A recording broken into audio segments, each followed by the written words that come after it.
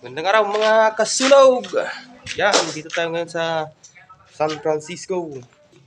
I-install ng sliding window.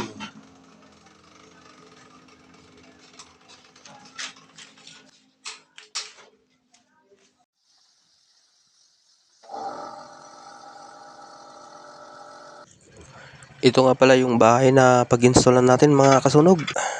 Dito tayo ngayon sa San Francisco, Aglipay, Quirino. Yan, mga kasama natin, mga kasunog natin. Kasunog Utol, saka si Kasunog Christian. Dito kailangan gasgasin yung gilid ng palitada mga kasunog. Para mailagay natin o ma-stock natin ng maayos yung ating ilalagay na sliding window. Pagkatapos nga isander ni Utol, mga kasunog, yung palitada, kami naman ni Kasunog Christian ang tumira sa pagpapadikit sa pader ng ating sliding window mga kasunog.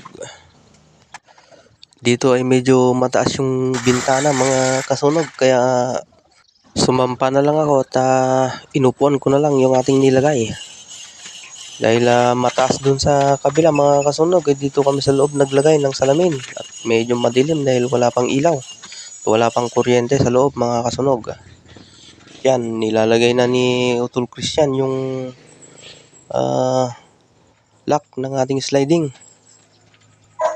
Pagkatapos niyan ay syempre hindi mawawala ang ating sealant master na si Kasunog Utol.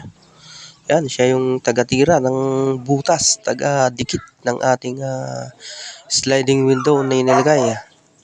So yan mga kasunog. Ayun yung finished product na ng ating ginawa mga kasunog. So once again, nandito kami sa San Francisco, Aglipay, Quirino at maraming salamat sa panonood mga kasunog. Isang mapagpalang araw sa inyong lahat mga kasunog. Bye-bye!